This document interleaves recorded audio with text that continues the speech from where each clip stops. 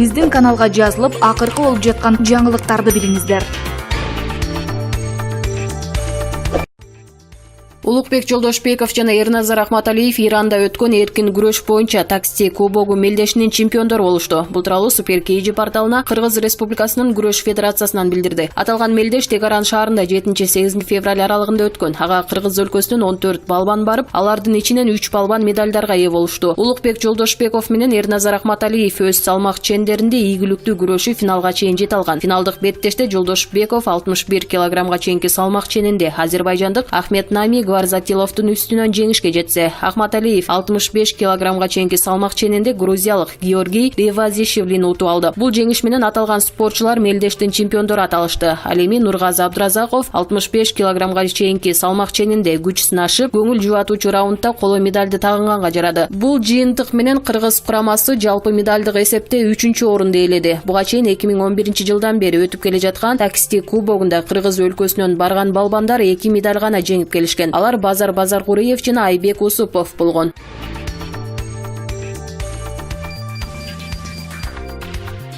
Гүлзат Мамытбек өзүнүн жеке баракчасына мурдагы жолдошу сабап салгандыгы тууралуу айтып, ыйлап жаткан видеосун жүктөдү. Видеодо ал ыйлап балдарын жолдошунан ала албай жаткандыгын, бирок аягына чейин күрөшөрүн айткан. Балдарымды алам деп барсам, атасы бербей койду. Өзүмдүн үйүмө өзүмдү киргизбейт. Жаңы катын менен жашайт, менин үйүмдө эркек башы менен. Ал аялымдагы балдарымдын көзүнчө урат экен, айкырат экен. Менден мурунку аялын кызынын көзүнчө уруп, колун сындырган жана тишин үзө соккон. Мени балдарымдын көзүнчө дагы сабач эле. Ушундай мыкаачы киши менен 7 жыл жашагам. Эл эмне дейт? Ата-энемдин бетин жер каратпайын деп жашырып келчүмүн. Азыр балдарымдын психикасы бузулду. Эми мен эч нерседен коркпойм, күрөшөм акырына чейин. Балдарым үчүн эч нерседен коркпойм деп баяндама жазды Мамытбек посттун баяндамасына. Видеодон Гүлзат Мамытбектин колу жаракат алганын көрүүгө болот. Ал эми анын катталуучулары сизге ыйлаган жарашпайт экен. Аялга кол көтөргөн ал кандай эркек? Балдар апасы менен болушу керек. Гүлзат ыйлабаңыз, биз сиз менен биз деген өңдүү колдоо көрсөткөн пикирлерин жазып калтырышууда.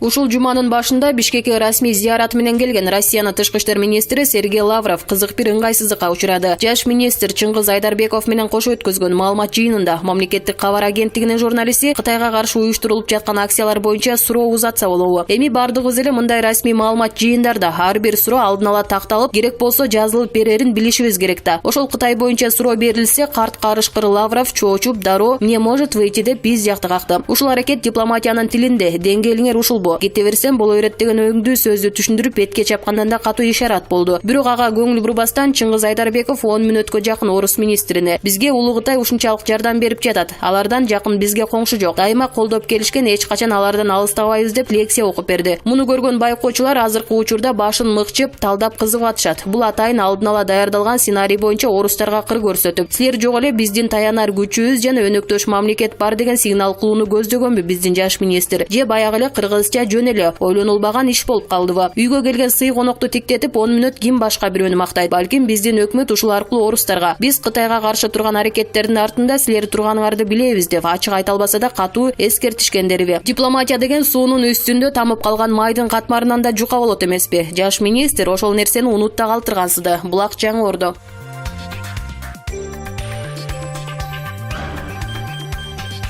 Биринчиден, КТРК бир нече телерадио каналдарын камтыган өлкөбүздөгү зор маалыматтык күч. Саясатчылар үчүн андан өткөн күчтүү колонка жок. Экинчиден, материалдык базасы бекем, коомдук деп аталган менен казынадан да чоң каражат бөлүнүп турган мекеме. Демек, Майкөл, Сүткөл ишкана. Азыркы кездерде Ата Мекен партиясы келерки жылда боло турган парламенттик шайлоого карата жер пайын түптөй баштагандай. Садык Шердин айтыш фондунда такшалып, Маданият министрлигине да анын көмөгү менен креслого олтурган Фархат Бекмамбетовду балапан чыкма министр Жамангулов токтом токуп кыргыз циркинин жааматынын жоон тобунун нааразычылыгына карабай жетекчиликке беките салды. Бекмамбетов циркти оңоймун, имаратты ремонттоп жаңыртам деп белсенип турган чагы. Эгерде КТРКга Шайырбек Абдрахман уулу жетекчи болуп шайлана турган болсо, анда ата мекенчилердин дагы бир планы ийгиликтүү ишке ашты дей бериңиз. Маданият тармагында кийинки кезде саясатчылардын материалдык каражаттык базасына айланып келе жаткандыгы жашыруун эмес. Кептин маңызы КТРКга Шайырбектин же Толгонайдын жетекчи болуп баруусунда эмес, өлкөдөгү дөөшө болгон партиялардын саясий топтордун ортосунда болуп жатат. Ата мекенчилердин позициясын бекемдей баштагандыгы тууралуу учкай айтып өттүк. Ал эми КСДП партиясынын абалы эки анча болуп турат. Бирок булардын саясий штабыда тынч жатпасы белгилүү. Маанилүү кызматты колдон чыгарбоо максатында күтүүсүз чараларды жасап жибериши мүмкүн. Андай учурларда КТРКга президенттин көздөй болгон маалымат катчысы эмес, ат түргүлдөй болгон тылда жаткан кызматкерлер барып калышы ыктымал. Булак жаңы Ордо.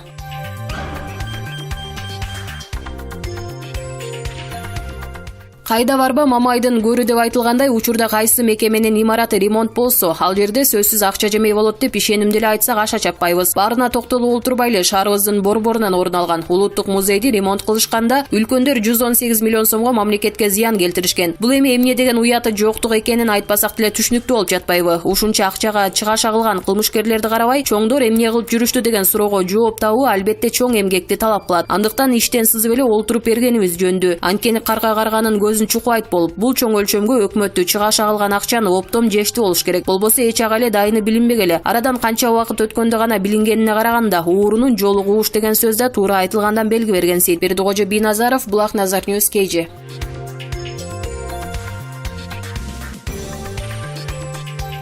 Кыргыз өлкөсүндө 3 жыл бою 2019-2021 жылдарга карата өлкөнү социалдык экономикалык жактан өнүктүрүү боюнча программалык каржылар иштеп келген. Бул нерсе Борбордук Азиядагы Евразия фондунун өлкөнүн жарандарын жергиликтүү деңгээлде каржылык жактан программалоого тартуунун практикасынын таасирин өнүктүрүү долбоорунун көмөгү менен ишке ашып, Сорос Кыргызстан фондунун саясат жана өнүктүрүү институту менен биргеликте аткарылган. Долбоордун баштапкы этабында пилоттук негизде Каракол, Кара-Балта жана Жалал Абад шаарлары тандалган. Бул шаарларда жергиликтүү кеңештердин депутаттары, муниципалдык мекемелердин кызматкерлери жана жарандык активисттер үчүн тренингдер уюштурулуп, калктын керектөөлөрү жана жарандык катыш боюнча окутуулар жүргүзүлгөн. Бүгүнкү күндө стратегиялык документтер ар бир пилоттук шаарда коомдук угуулардан өткөн. Учурда ал документтер жергиликтүү кеңештердин макулдугун күтүүдө. Сорос Кыргызстан фондунун аткаруучу директору Шамил Ибрагимов белгилегендей, бул долбоор фонддун жарандык активдүүлүгүн механизмин түзүүгө багытталган иштеринин негизгиси болуп саналат. Биз үчүн бул долбоор ар бир шаар тургуну чечимдерди кабыл алуу процесстерине катышууга жарандык мүмкүнчүлүк ала алгандыгы менен маанилүү. Ошондой эле бюджетти шаардын деңгээлинде бөлүштүрүү бул баарын эле кабатыр кылган, коомго зарыл болгон тема. Программалык каржы боюнча мыйзамдын муниципалдык деңгээлде кабыл алынышы бийлик менен коомчулуктун биргеликте иш алып баруусу үчүн жакшы мүмкүнчүлүк болду. Шаарлардын мэриялардын граждандык секторлор жана жергиликтүү калк менен кантип иш алып барууга, шаардыктардын мүмкүнчүлүктөрүн ачып көрсөтүүгө, ошол артыкчылыктарды социалдык экономикалык өнүктүрүүгө тартууга жана программалык каржыга таасирин тийгизүүгө окутуу мүмкүнчүлүгү жаралды. Мындай жол менен биз жарандык катышуунун толук циклын түзүп, натыйжада калктын муниципалитетке болгон ишенимин жогорулата алабыз, деди Шамил Ибрагимов. Борбордук Азиядагы Евразия фондунун директору Анара Надирбекова жергиликтүү бийликти программалык каржылоого өтүү тууралуу каржылык кодекси 2017 жылы эле күчүнө киргенин кошумчалады. Бул демилге жакшы жака өзгөрүүгө чоң потенциал болгону менен аны ишке ашырууда көйгөйлөр жаралып келген. Мэрияларда муну ишке ашыруу үчүн жеткиликтүү билим жана каржылык ресурс жок болгон. Бул маселелер боюнча биздин фонд алектене баштады. Программалык каржылоого өтүүнүн негизги максаты бюджеттик каражаттардын айкындыгын жогорулатат. Муну менен жергиликтүү калк акча каражаттардын кандай колдонулуп жатканын көзөмөлдөй алат. Биз муну менен эле токтолуп калбайбыз. Өзүбүздүн бул багыттагы потенциалыбызды башка шаарлардын алкагында да колдонууну каалайбыз, деп белгиледи Анара Надирбекова.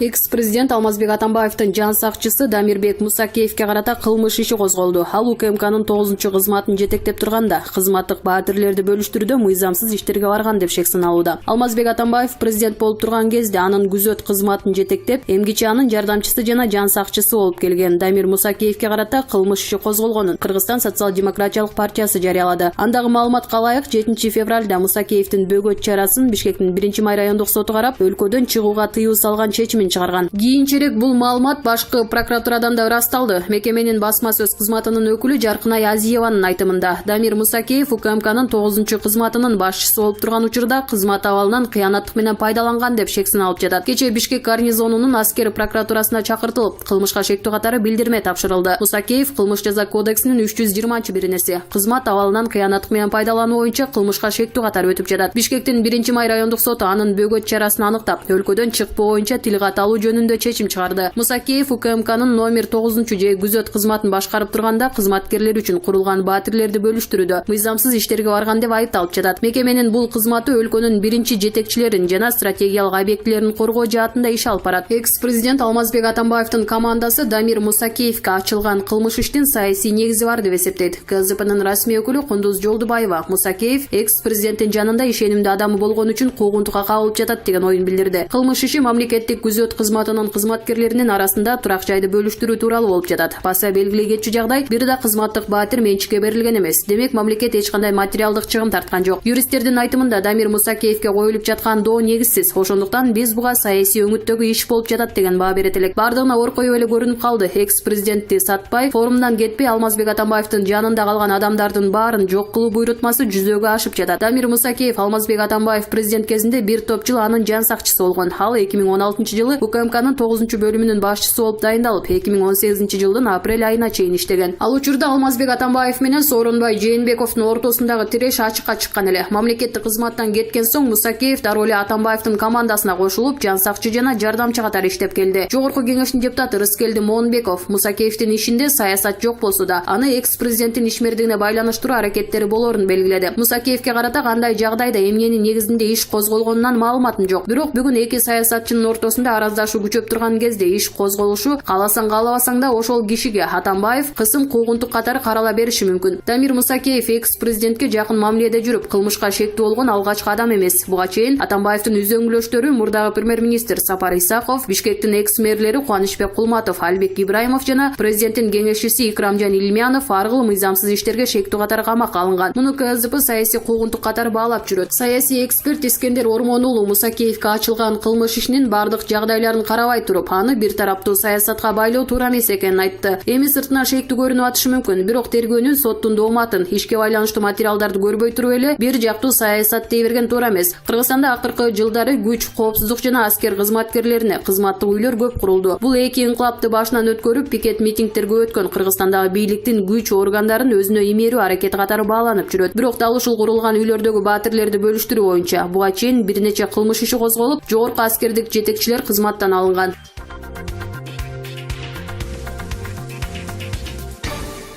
Биздин каналга жазылып, акыркы болуп жаткан жаңылыктарды билиңиздер.